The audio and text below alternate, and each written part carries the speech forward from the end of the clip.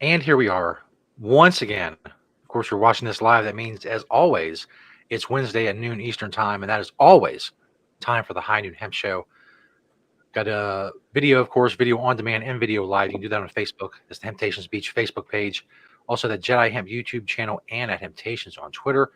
The podcast, Podbean, Google Play, iHeartRadio, Spotify. Just search the High Noon Hemp Show, and you will find us. I'm Standard Jesus. He is Beach. He is high above the Hemp Station's location in Sharonville, Ohio, at the Hemp Quarters. Beach, how are things this week in the world of Hemptations? Cold. Super cold. Like cold. Winter is officially here, even though winter is not officially here. But anyway, things are good here at the good old Hemptations. It is true. I am Beach, and I am high above the Sharonville location at the Planet Everywhere Studios for this week's version of the High Noon Hemp Show. Season 20, Episode 11. Next week's the season finale. Stay tuned. That's right. We might have some hemp hangers, if that makes any Yes. sense. Maybe I'll leave you with a hemp hanger today, so you have to watch next week. No, I don't have any of those. Just come back every week and get what you need to get out of the High Noon Hemp Show, which is all kinds of good stuff about the greatest plant on the planet, in my opinion, just my opinion, that it's the greatest ever, that nature invented, however you want to say it. But hemp is it's insane. Does anybody do the High Noon Cotton Show? Doubt it. I mean, does Nope. anybody do a High Noon Flax Show? I don't think so. And so, I mean, what other plant has so many shows? I don't know if so many, but great shows dedicated. Great stuff. Anyway, every That's week we right. continue to have more and more. It's true.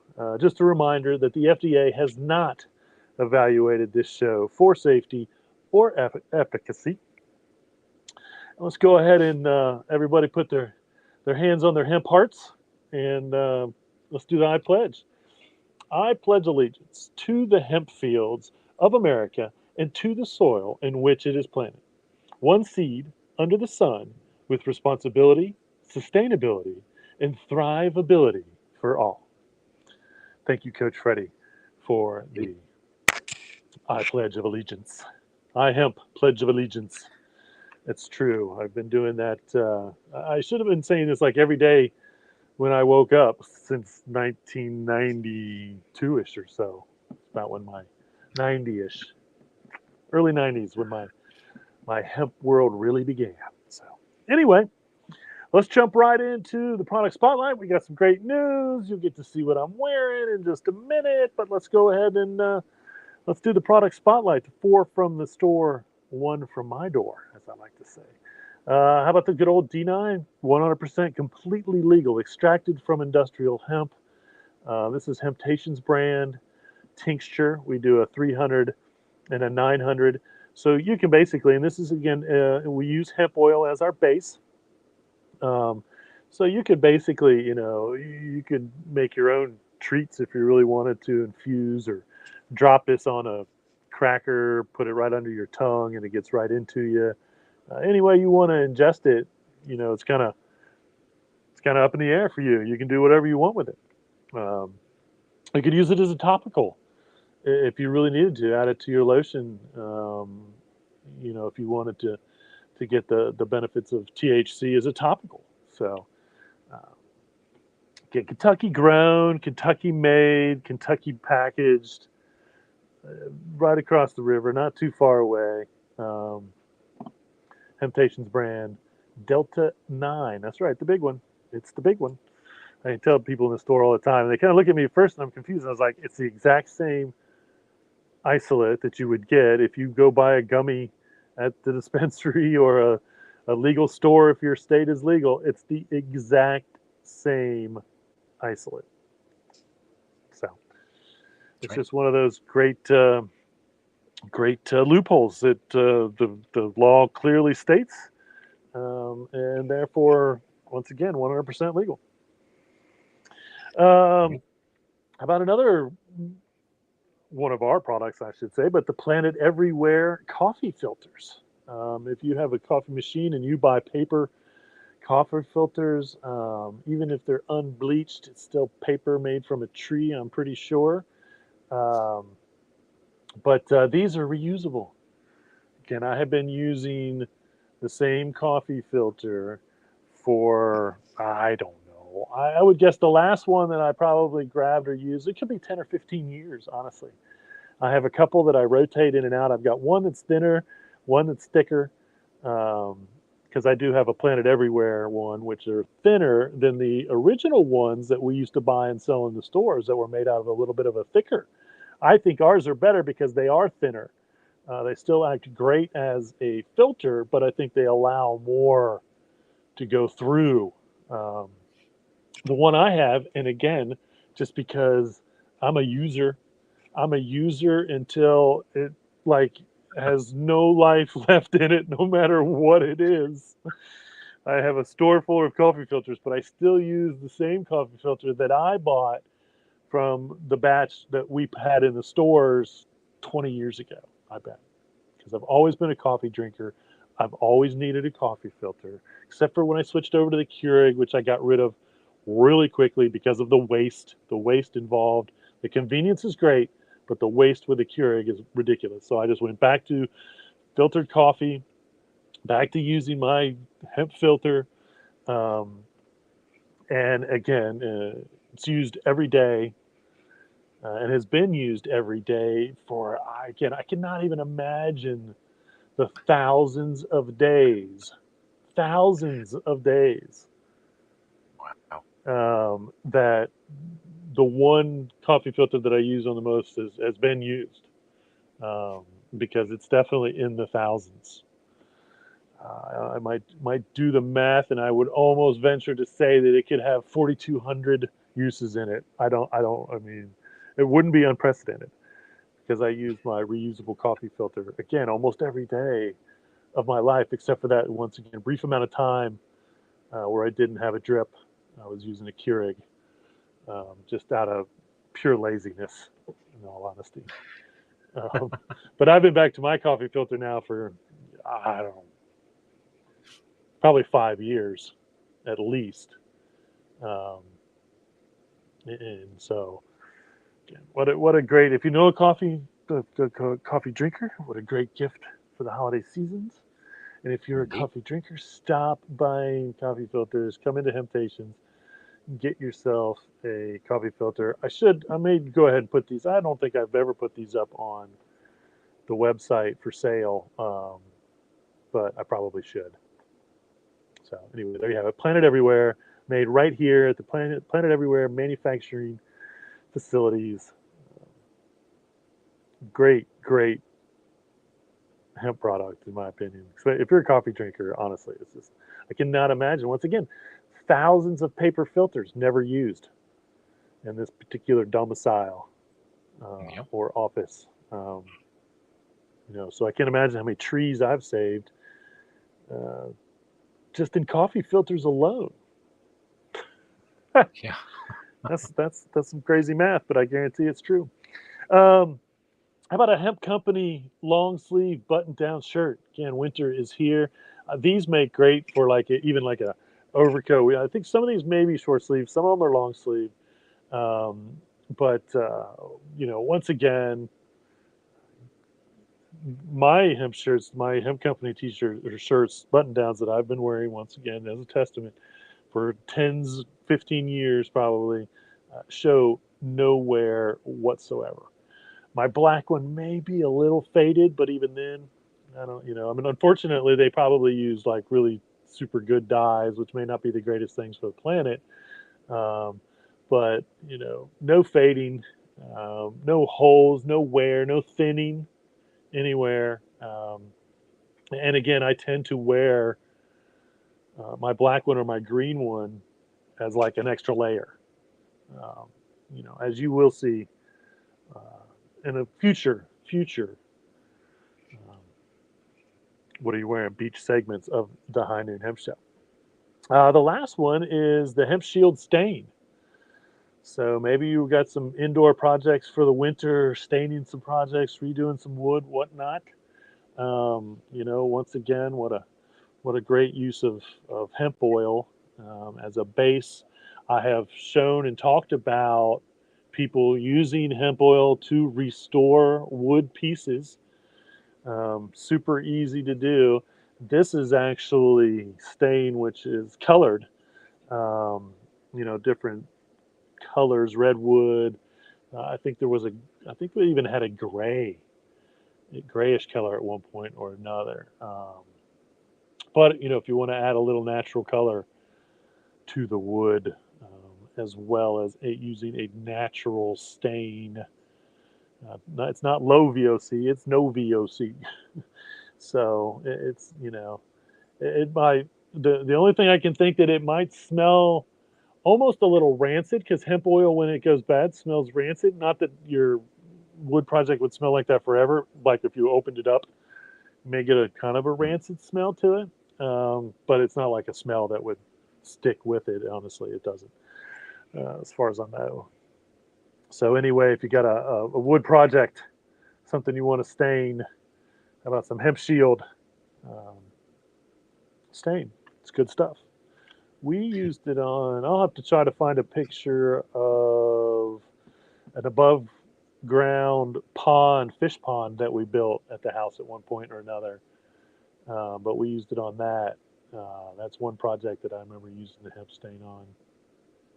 Couldn't use it on the hemp particle board because you can't really. It like puffs up. It doesn't take to liquid very well at all, no matter what the liquid is. So there you have it. Four from the store. The one from my door is my little corner table that I just recently found. Um, this particular picture, it's got a couple of like the top leaf is one of the copper leaves that was with the hemp plant that was made by Aaron Dobson that sat in a jail cell. It was really cool. He made this little mini jail cell, and then he made this 7 foot tall copper hemp plant that just stood up in it. I have to find that is somewhere around here now too. Um, that was a great. It needs to be put back into one of the stores as a sculpture because it was a very cool statement at the time too. And then the bottom leaf was actually cut here at in the garage. We made a bunch of these really thick leaves, which is really it's like that same thickness of the Hemptation sign that we had on the door in O'Brienville for a long time. So, but that's made out of hemp press board. The middle piece there that holds the middle is moved a little bit. Still works, but it kind of broke off just a little bit. It's tough to put stuff together. I believe we used a nail gun on this, just because again the particle board wants to separate, and so it's kind of harder to actually build with um, when it comes to putting it together. But we figured it out over the years of so many projects between shelves and kitchen counters and desks and everything else that we've built made out of hemp particle board, press board. I want to call it press board.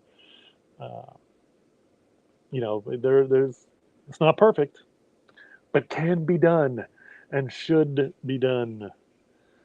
I even have a bunch of press board here. I should make available to the market somehow, some Yeah. way. Go ahead and we haven't seen any for a long time come from China now, and I haven't seen any press board. I don't think Hempwood is making press board yet. Well, I have not seen it, but maybe. Um, so there you have it, folks. On the High Noon Hemp Show, product spotlight: four from the store, one from my door. And Indeed. now, dun dun dun. So this week I tweeted at, well, I guess you don't call it tweeted anymore. I X'd at Guinness World Records again. They have yet to respond. I guess they have more pressing matters, deciding the world's biggest pumpkin or whatever they're up to. So I will keep I'm sure bugging them. someone just broke the record. That's right. And today, if you ever wondered what Beach would wear if he were a flasher, like a public flasher, here's the outfit that he would wear. I was almost going to Beach say, the don't. flasher outfit. I hope you don't XXX your postings. That's right. So just imagine there. Look at that. I never thought Beach about was it, a but yes, flash. if I was a flasher, I and he forgot to ask. says Beach, I was so discombobulated by the thought of Beach the Flasher. I actually forgot to ask him the actual question, which is, "What are you wearing, Beach?" it's true. If you're curious, what are you wearing, Beach? And you, and I've really been wanting to wear this. This is a duster. On top there, I'll start getting in order here. But on the top there, that's a classic head case, what I call the fish bulb hat, because it's a fish in a light bulb.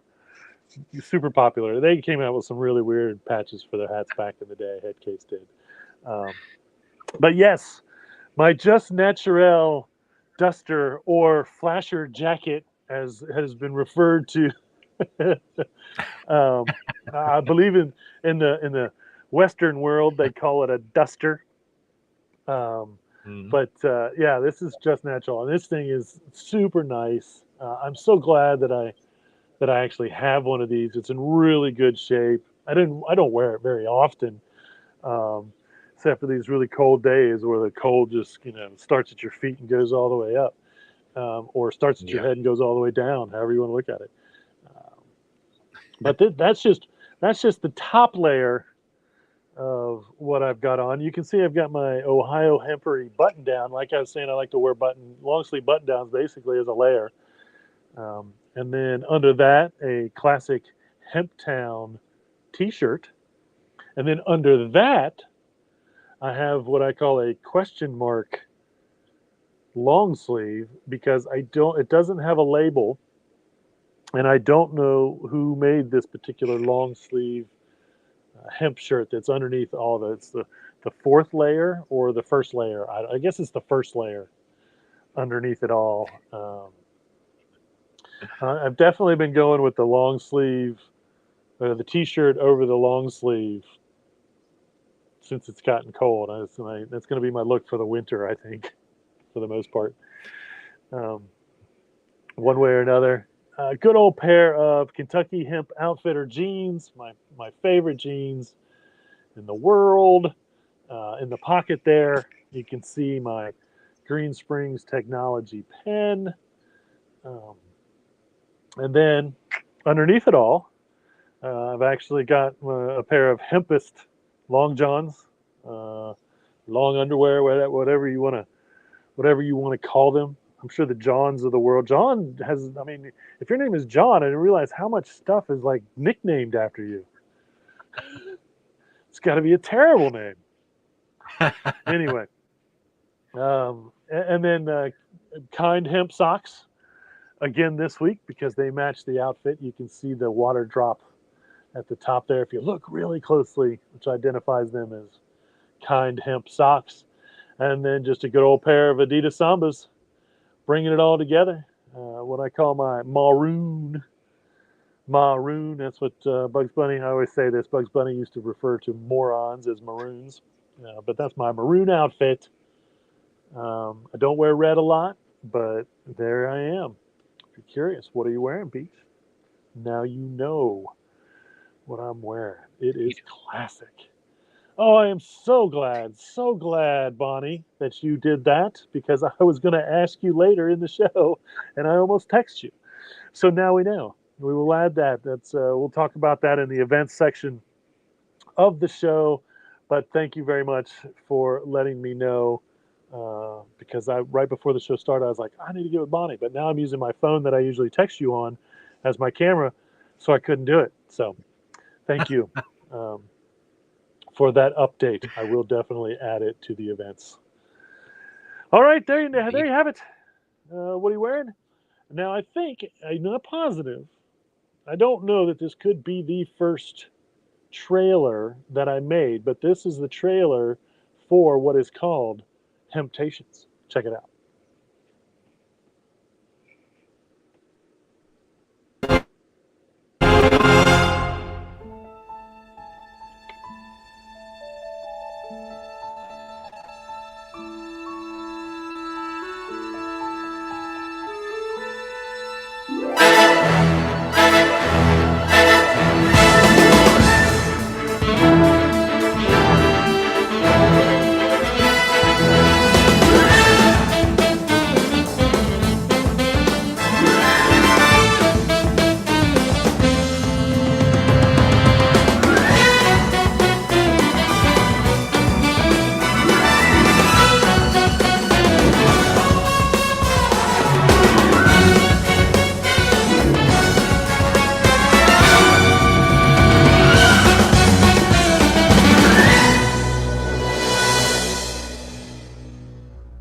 that doesn't get you fired up for hemp, I don't know what will. I mean, right? Watch that, and then come into the Right? store, do some shopping. That's right. and it definitely, I'm pretty sure that definitely was one of the first, if not first one, of the trailers that I made. A, because it's called Hemptations, and I know I changed the name as I was making them. I believe I'll have to go back and check that. But also because the Dayton store looked like it was a picture of like an empty store, like we had just rented it and hadn't even hardly moved in yet, or that was one of the only pictures that I had possibly. So that was again, I think I made the majority of those trailers around 2015ish, if I was to guess, possibly. I need to get back in there, see if they have some new ones, and make some new ones. It was fun. All right, well, let's just get on with the news because we got plenty of it again this week. There's no doubt. So it looks like South Carolina is going to be the next state to do something. Possibly they're going to the legislators there are going to they're trying to write something to regulate and tax Delta 8. And again, I think it's just so funny that everybody's so worried about Delta 8 these days. And we're kind of moving on to Delta 9, legal Delta 9, and industrial hemp. Delta 8 again, it serves its purpose. It really does on, as far as what it does for people and how it affects them. It's very mild compared to Delta 9, but it's definitely stronger than CBD. So, South Carolina, call your representatives, tell them to get out of all of it. Hopefully that's all they're really going to do is they're going to put an age limit on it, um, make people get a license to sell it, and then have a different tax bracket so they can make more money on it. Um, and we'll see what happens. We'll see what happens. Here's a good article: How to Eat Your Way to an Ageless Face. That was the name of the article. Which I understand in the world. But like one of the very first lines of the article, and I quote: "Some of the foods include things like chocolate and even oysters and hemp seeds." So there you go. If you wanna have an ageless face, which I think is ridiculous, to the whole idea of it all. I'm not saying, hey, obviously eat stuff that's healthy for you and makes you look young or whatever. I think anti-aging, as much as ageless, are just ridiculous ideologies. It's all a marketing scam, in my opinion. Yes, hemp oil is great to keep your skin healthy and wealthy and wise, so to speak. Um, but just because that's healthy, not because you feel like you have to look young and that wrinkles are bad and blah blah blah. I will have to say that I over the years, I may look older now, maybe, but over the years, people have commented on they do believe that I look young. I don't know if I really do or not. And I would say I would chalk part of that up to hemp one way or another. I can't use hemp oil as a topical on a daily basis because then it makes my skin actually too oily. So I think that I drink a lot of water. Um, Water on top of it all is probably one of the greatest things you can do for your skin, because being dehydrated is terrible for it. Hemp oil when you need it, lotion, in the winter, things like that, or just to see how it affects your skin, whether you want to use it every day or not.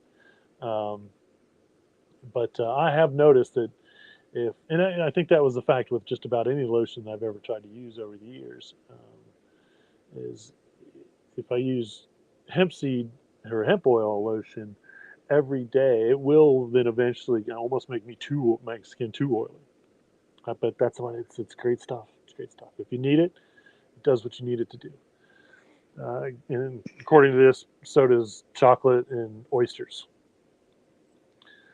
I feel like there's got to be like some type of aphrodisiac joke about oysters, chocolate, and hemp seeds now. And I'm sure it's dark chocolate or chocolate in its most purest form, not milk chocolate, which is when you start to, chocolate is healthy in the right form of chocolate, which to a lot of people doesn't taste good because they want the chocolate that's got sugar added or milk or make it creamy, blah, blah, blah. But, the darker, the more pure the chocolate, um, the less that it tastes good. But once again, you're getting healthy benefits from it. And the same thing I've always said about hemp oil is, it might not taste good, but it's not like you're not eating it for the taste, to be honest with you. You're eating it for the health benefits, or you're using it for the health benefits. And so, that's the same with CBD tincture, because people are like, oh, we put it in hemp oil, which it kind of doubles up it doesn't taste great. But I'm like, this is something that you're using therapeutically. You get used to it. It's one of those things where, yes, at first it might be a different taste. Um, but I think most people that probably use our tinctures now be like, it doesn't taste like anything to me anymore. I don't. But anyway, uh, that's what it is sometimes when it comes to, broccoli. I don't like broccoli, but I eat it because it's a healthy food. There are some foods that I eat that I don't really like the taste of, but I'm okay with because once again they're healthy. And it's, like I've always said, it's not about being on a diet; it's about having a good diet. So, all right, all right. Um, an article called "Here Are the Latest Sustainable Construction Materials." Hempcrete was number 2, and it says that it lasts longer and is a better insulator than concrete, which I have talked about before. I'll be a little bit more on this in a little while, but once again, it sequesters carbon. When it's being grown, and even when it's in your walls as insulation or whatnot as hempcrete. Again, great insulator, helps keep you warm in the winter, keep you cool in the summer, um, and it's lighter. It's actually lighter than traditional concrete, um, and so it's good stuff. Build, build, build. Bonobos, and I don't know. I feel like I've seen this company before as far as clothing. They haven't been around very long, 10 years maybe. I think I saw. Um, but I did notice that they have, I think I shot you a picture of this, some hemp denim chinos. And I think it's kind of interesting because they don't call them jeans, but they do say they're made out of denim. And denim is what is the stereotypical weave of your jeans. It comes from France, if I understand. I've done a lot of jean research over the years. I probably know more about jeans generally than the average jean maker. Only because, once again, hemp has been a talk about. I've said it before. No, the original Levi's were not made out of hemp. That's one of the hemp myths. Um, but jeans made out of hemp are a 100% great idea. Uh, Now, chinos, I did look up what makes a chino, and it's kind of a pocket issue. Like a lot of times chinos don't have external pockets, they have internal pockets, and it's more of a straight cut um, as far of a leg that makes it a chino. And so, and I can't tell by looking at the picture, what the pocket issue is on these, but that's what I learned about chinos, which is a style of pant. These particular ones are made out of denim, which is usually used in the style of jeans. So check out Bonobos, Bonobos. I think that's Bonobos. It's spelled like the monkey, I'm pretty sure. Bonobo. I think that's what those. I think there's a monkey named that. It's very, very close. If I know my primates as well as I know my primates, which is pretty well.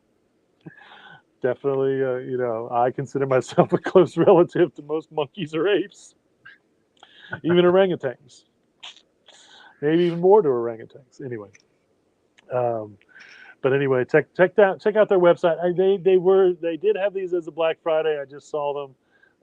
I don't know if they're still on sale or not, but I am going to go and check out and see what other hemp clothing that they offer as well. So good stuff there. If you want a pair of hemp jeans, by the way, and you're anything but a 36, we have plenty in stock. Um, I think I mentioned the Lower Sioux Indian tribe. I shot a picture over of these guys working on some hemp insulation on a house.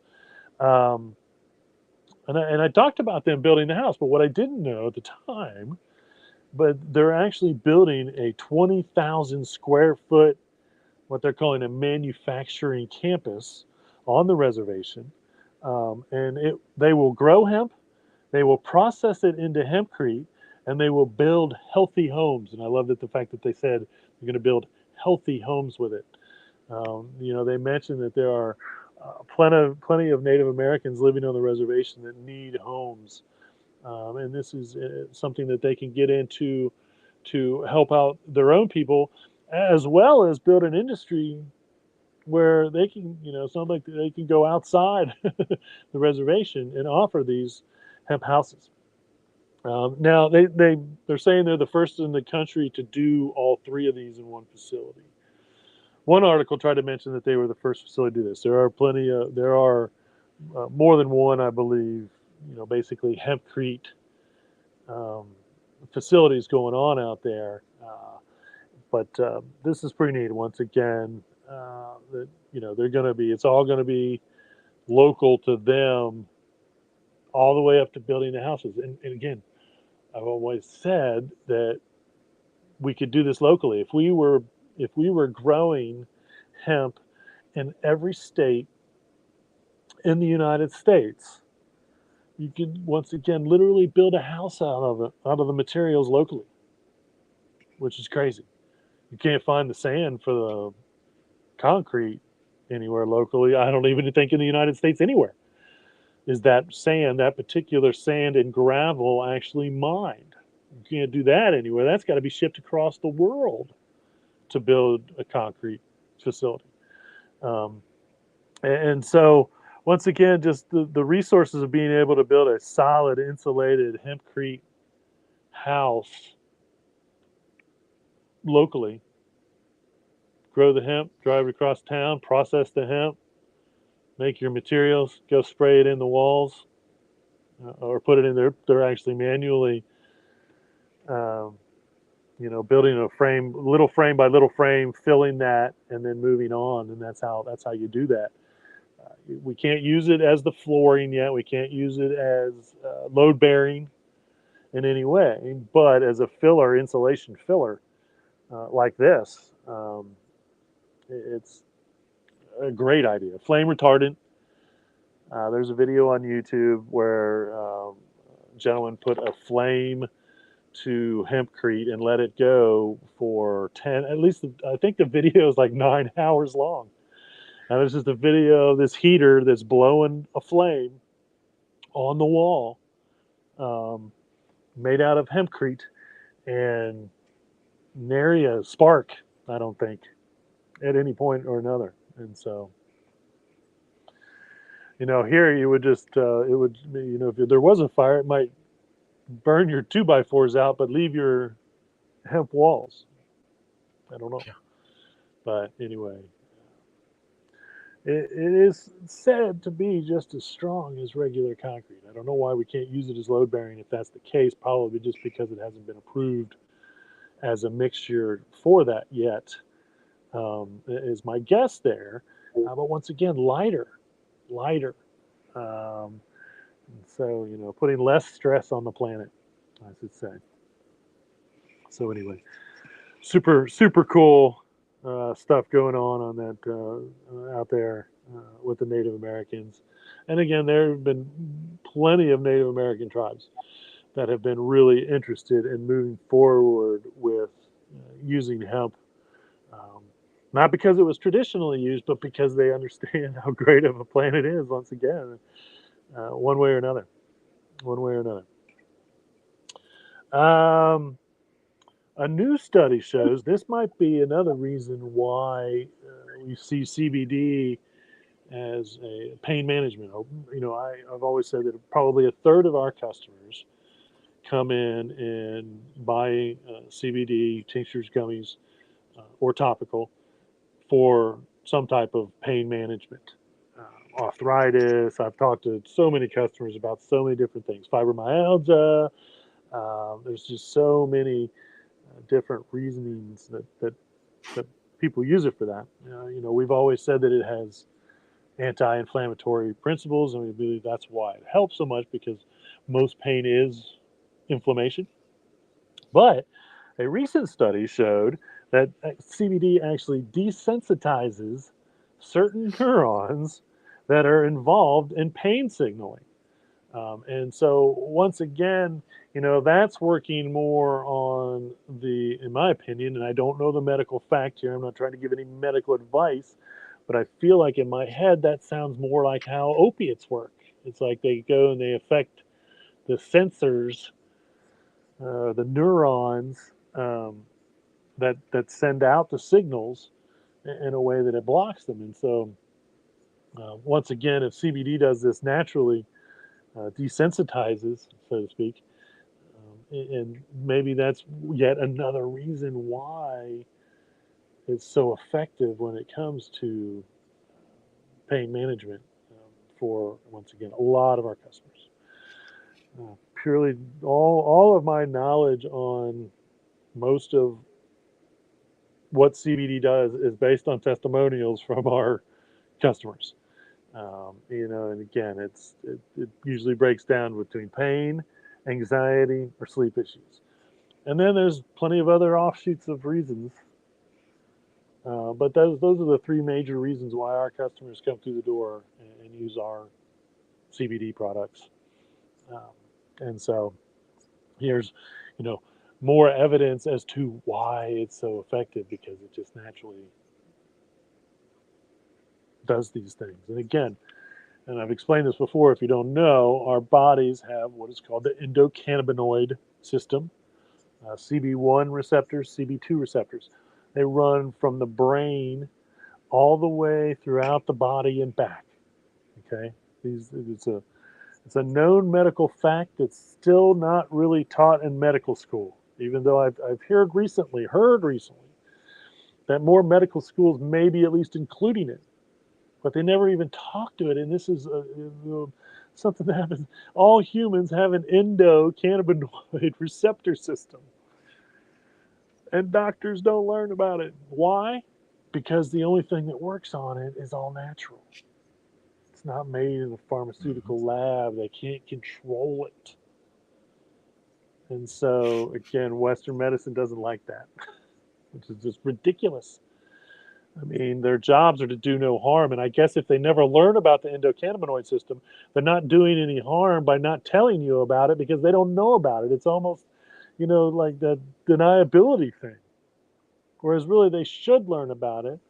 They should tell people about it when they think that they need to. And again, more and more we're seeing this because if you're a doctor and you're in a state that can prescribe, it's a medical state that can prescribe cannabis, then you should be learning as much as you possibly can about the endocannabinoid system. So, uh, that's how it works. That's how all cannabinoids they go to the brain. The brain says where can these be used, and then it sends them out throughout the body to wherever the brain thinks that it can be used, or wherever the part of the body is screaming out, "Hey, send me some cannabinoids," one way or another. That's what the receptors do. Here's something I did not know. The USDA actually regulates the hemp industry in 7 states. Um, you know, in every state, industrial hemp is legal in every state, as far as I know. So I suppose in 43 states, the state has industrial hemp program. It's probably Department of Agriculture or whatnot. Um, but in 7 states, the federal government oversees the industrial hemp. And I, was much curious about, what you really have to go through there in those states um, to grow and whatnot. But here's their now influence. And this is the exact same thing, in my opinion, that the state of Ohio was trying to pull with CBD years ago when we started our medical program. Um, but the federal government in those states, just in those states, is telling farmers they can't grow. Again, if medical's legal or recreational is legal in these states, they can't grow both. So you can either grow hemp under the federal program, or they'll leave you alone if you grow cannabis under a state legalization, medical or recreational, so to speak. But you can't do both. Now there was one company that was doing both, and I don't know which one they're going to stop, but I can only guess. And at this point, it'll probably be the hemp because they were going for CBD, and they don't need that as much as the Delta 9 stuff as it is. But and this is, from my understanding in the article, is this is not an issue in any of those other states that have state-run hemp programs because the federal government has no influence in those, and so they're only going after these 7 states, these poor hemp farmers in these 7 states that are just trying to do what they're doing, growing hemp, and saying, hey, if you're going for what the federal government calls marijuana, um, even if it's illegal in your state, growing for marijuana issue, you cannot do that. You cannot do that. So weird, weird, weird. And once again, it just shows you how the federal government still looks at hemp as a criminal issue. It's like, why should it matter? In all opinion, if I get my industrial hemp license and I grow my hemp over here, it's not like they're going to grow them in the same field even, because they're growing their what the government calls marijuana probably inside, and they're probably growing their CBD outside, or maybe they are doing both inside if they're growing for CBD flower. It would make sense they could do it indoors as well. Um, and again, it wouldn't make any difference. There would be no cross contamination.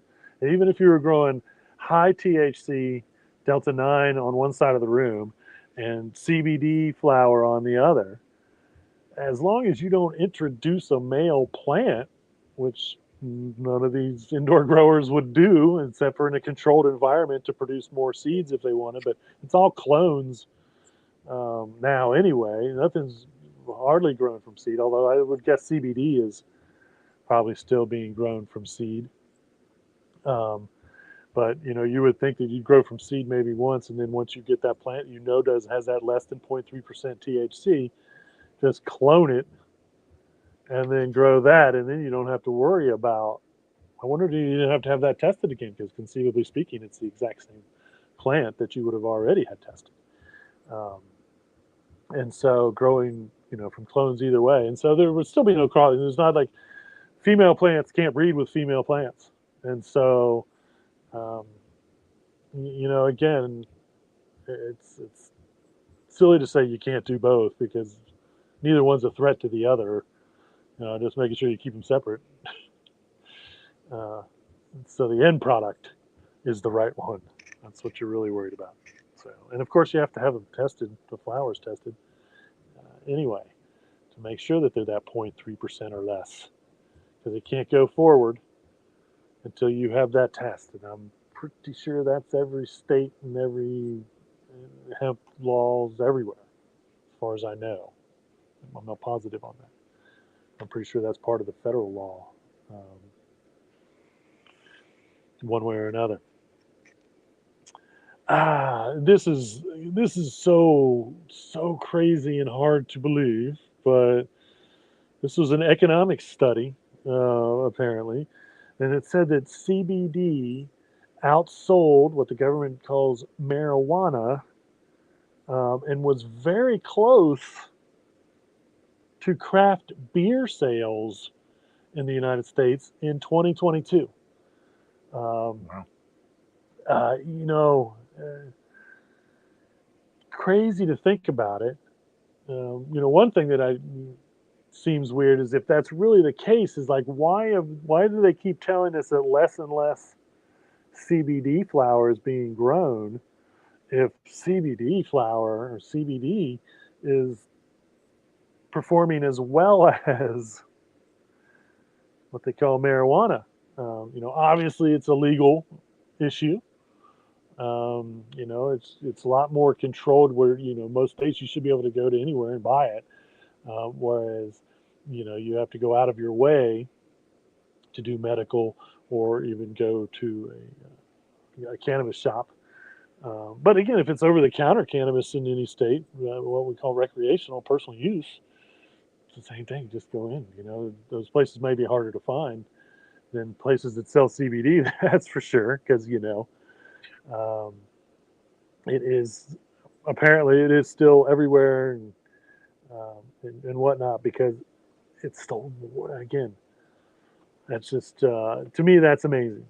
And again, I think if I saw correctly, it was like $23 billion industry. So the CBD industry is still a $20 billion industry, as much as the uh, marijuana, cannabis uh, is. And again, it's insane, and almost outselling craft beer. Because I feel like everybody drinks craft beer now. Are there like, does anybody drink Budweiser anymore? No, I don't know. I'm sure the Budweiser drinkers do. I should bring up a specific beer, But again, I get it. Craft beer is the thing. Breweries everywhere doing craft beer, especially here in Cincinnati. We live in one of the. I should feel good that our CBD sales are so good in a town where craft beer is huge, Yeah. huge here in Cincinnati as far as an industry. Uh, you know, Cincinnati has always been kind of a smaller beer town, one way or another. But we definitely have our fair share of craft breweries. Um, we were just talking about God, I'm gonna Rock Bottom Brewery down in that was downtown here for years and years and years. Been replaced by a different brewery now, but which I just can't believe. But anyway, they were one of the first bigger ones to start bringing it back. Um, but good stuff. Good stuff there. Good job, CBD. And again, it makes sense. I probably, I believe it. Do you need a slingshot? Have you been thinking about getting a slingshot? Are slingshots really still a thing? Well, by golly, by gum. Yes, they are. This company is called Hella, Hella, Hella, and this is what they call the best number four slingshot. It's the best number four slingshot. I don't know 1, 2, 3 is, but and this particular one comes with a hemp twine handle. That's right. So if you're looking to get a slingshot as a gift, maybe for someone for the holidays, what a great unique gift. If you know someone that might need a slingshot, um, there you have it. Hella, best number four slingshot. Comes with a hemp twine handle. So, and totally makes sense. That hemp twine wrapped around there would be very grippy. It would be a very good thing to grip onto. That's the beauty of the inconsistency kind of in hemp twine. Um, is it almost has like little hairs, unless it's really woven finely. It has like little hairs, which would be good for gripping,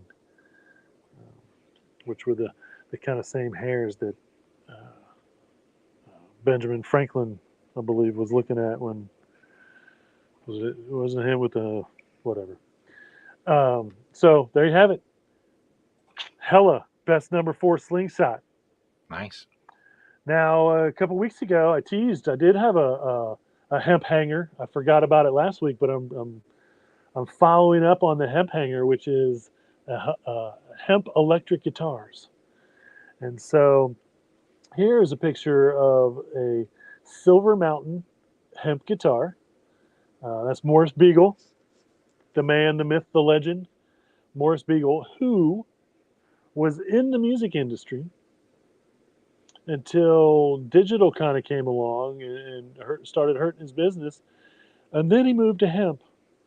And, now does all kinds of stuff with hemp, including um, he was the original. I'm not sure if Morris is still organizing NOCO, which is one of the greatest hemp events ever. But he's a true hempster.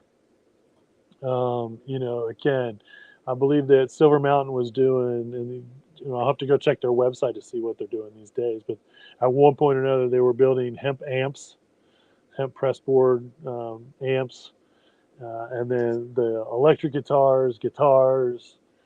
And so the article said they built at least 4 of these so far. And this, again, may be, as far as I know, probably is the only electric hemp guitar possibly ever made. I'd have to do a little bit more research on that to see. Now, there are plenty, well, no, I shouldn't say plenty, there are acoustic guitars being made.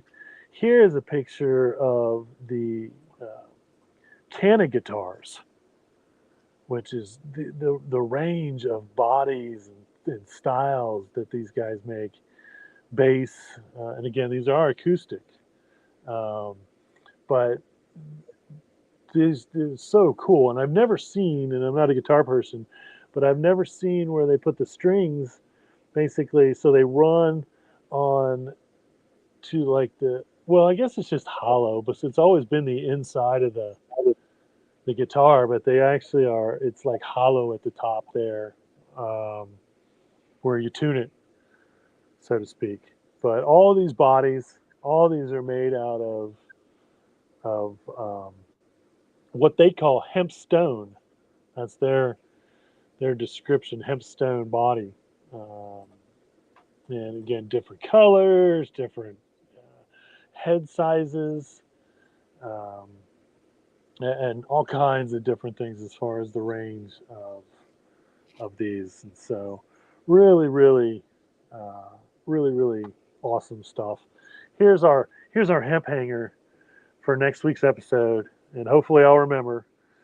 Tune in next week if you want to see Beach's own hemp guitar. Nice. It might just be a piccolo, but it's hemp. Anyway, so there's some hemp guitars. I promised them a couple weeks ago because I was talking about a couple weeks ago a guitar that was a sustainable, not made out of hemp, but it was a sustainable, but it came with a hemp guitar bag. And so all things hemp guitar exist in the world somewhere. Pretty cool. Pretty cool. Now this, once again, this is like never really thought about this before because hemp does have, when you grow for the flower, it can have pests. But what they're saying now is a lot of the cannabinoids, and we'll see if it's not the cannabinoids, and maybe they're going to find out that terpenes have something to do with this, are actual natural pesticides. So that's the next greatest use for cannabinoids. I mean, the next thing you know, the CBD market's going to be going crazy because we're going to find out that it keeps most pests away or certain pests. And again, there are only a couple pests that can affect the flower. There are no pests that can affect the end result when you grow for fiber or when you grow for grain. There's a rumor that there's like a hemp borer, but in the long run, it does not really affect it can't, like, it doesn't kill a whole crop. It doesn't, may affect a couple plants and some of the fiber, but not even, all of it, whatnot, whatever. And then, of course, you got spider mites, which is the big one for flour, um, and whatever. But apparently, they are finding that certain cannabinoids and certain parts of cannabis actually are natural pesticides, and are naturally keeping away pests, for the most part. You know, and so that's going to be. I mean, how awesome would it be if we could just like replace most of the pesticides used on agriculture with cannabis? Yeah. I mean, we grow the cannabis so it has the natural pesticides, and we make the pesticides out of the natural cannabis, and we use it on plants naturally instead of chemicals, that they're continuing to manufacture in plants, that the water systems can't handle, blah, blah, blah.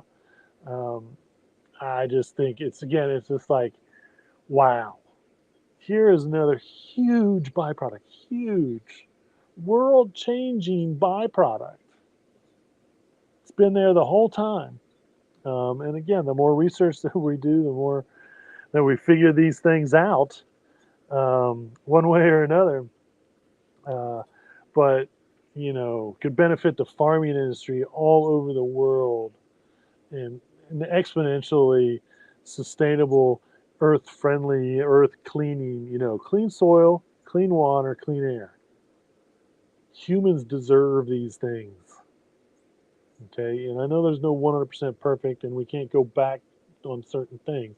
But if we're moving forward to make our soil the cleanest we can, to make our water the cleanest that we can, and to make our air the cleanest that we can, then that's the right direction. Period. This is, I don't know why anyone would argue that, honestly. I mean, is there anybody out there that wants to argue that we should have dirty soil? We should have dirty water, dirty soil. That's pretty good right there. Dirty soil. Ah, pun intended, or no pun intended. I don't know which way that goes. Um, clean, dirty water. It's like, yeah, let's get dirty water. I want to drink dirty water. No, no, that's a ridiculous idea. That's why I don't understand why anyone would be anti-environmentally friendly. Like, why would you even like say that you don't want to be earth friendly? It's not. It can't be a bad thing. It's like something you should demand. Humans should demand that. Um, but we're set in our industrial ways. Not me personally, but humanity. Um, even though we are trying to go the right direction, until we reverse a lot of the numbers with hemp production, and I truly believe it's one thing we have to do. I mean, even if it has to get 50-50 with cotton, as far as how much we grow, even if it has to get 50-50 with oil, for how much we use there, again, it's just, um, get rid of the wood, even if it's 50-50 for wood products, that would be an unbelievable advancement to the healthiness of the planet. And, spoiler alert, it's better than most of its competition to begin with. So it's like, why would it's like, yeah, I've probably said that 1,000 times, and every time I'm like, what is wrong with the world? Why is there not more hemp? And we're moving the right direction. And again, the United States was holding the world up, in my opinion, for as long as it was, by not allowing our farmers to grow industrial hemp, even though industrial hemp was legal in every other country to grow for industrial purposes. I truly believe that the fact that we still didn't grow industrial hemp here, um, until just 10 years ago almost, uh, was a detriment to worldwide growing of hemp. And now we're starting, but still, I mean, we have this far to go, and we're still down here. There's still a lot of growing, pun intended, um, in the industry uh, to do with hemp what the planet needs us to do. It's not really just something for us, even though it benefits us on every angle. Benefits us on every angle. What it will truly do is benefit the planet. Um, and hopefully 50 years from now, we can look back and be like, God, can you believe we were doing what we were doing to the planet? And look how much hemp we're growing now and how great it is. I don't even think anybody will be paying attention, but it will be a great thing. Period. Period. Um, all right. Well, there you have it for the High Noon Hemp Show news segment. As always, uh, it's a full range of things. You never know what you're going to get when it comes to the hemp news. The one event I do want to talk about, that's right, the medical marijuana meetup at Mad Tree is happening 12/5. There it is, folks. Um, and I'm sure it'll be a good one, as you say. It's going to celebrate the holidays. Um, and of course, Ohio's great accomplishment, um, which which will be, is close to effective on that date. I believe it's 30 days after we voted yes on two, does it become effective? Now, of course, that doesn't mean there's going to be any stores to go to or any license issued, but it does Yeah. mean that it's legal for us. And if you have yours on you, guess what? It's legal. Okay. That's right. And I do believe you'll be able to start growing as well, because there's no real specifics as to the home grow. And so I think home grow was a part of the bill. It was clearly in the bill. Therefore, if it becomes effective 30 days after the bill was voted yes on, then I believe 30 days we can legally put our seeds in the ground. And that's um, 6 plants per household, no, per adult. So you Yeah. can have, as many adults as you have in a household, that many plants, from my understanding. And so, once again, I'm gonna do something crazy. I think I'm gonna try to grow CBD cannabis under the home grow laws in Ohio, just for the fun of it. Because growing it under That's right. the hemp laws in Ohio would cost me $1,000 right out of the gate for those 6 plants. Now I could grow 100 plants if I wanted, if I paid that 1,000. But under our industrial hemp laws, policies in the state of Ohio, $1,000 licensing fee if you want to grow industrial hemp, whether indoor, outdoor, wherever. But under the home grow, no such license required. Well, I don't know if that's true or not. They shouldn't.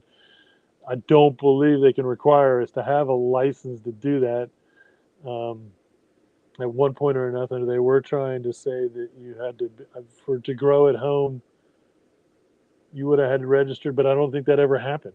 I don't think that ever happened in Ohio for the medical part, because you cannot do home grow for medical, but you can do home grow for the personal use anyway. So I'm sure there'll be a lot of talking about that at 12 plant cap. I thought there was a cap. I wasn't sure. So 2 adults. If you have more than adults, then you guys are just going to have to argue. It's 3 plants per adults if you have 4 adults. Somehow, somewhere. 12 plants total. Um, cool. Very good. Very good. But again, I'm sure we'll be talking about that plus more at the medical marijuana meetup again here in Cincinnati in the high state area. If you live in the high state area, once again, I'm one of the hemp guys. Not the only just hemp person that shows up, that's for sure. But that's why I go to the marijuana medical meetups, to kind of represent that part. And again, they're unbelievable amount of eclectic people that show up. I'm sure from the outsider they just expect a bunch of stoners to be there, but I have never not had a conversation at one of these where I didn't learn something about cannabis one way or another. Um, where it, so they're just an awesome event. If you want to learn anything on the cannabis issue, period, they're just very cool to go to. And they start at 8 p.m. And Mad Tree Brewery. Usually run to about 10 officially.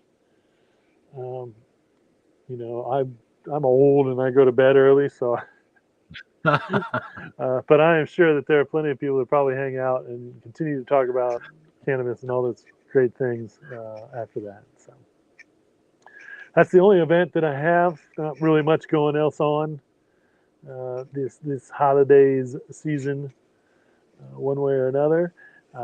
Again, nothing for the Ask Beach segment specifically, and my beach thoughts were once again clearly illustrated. I have no specific beach thoughts that I would like to talk about at the present moment, one way or another. With that, I want to remind everybody: reduce, reuse, recycle, make everything else out of hemp. Having temptations. See you all next week.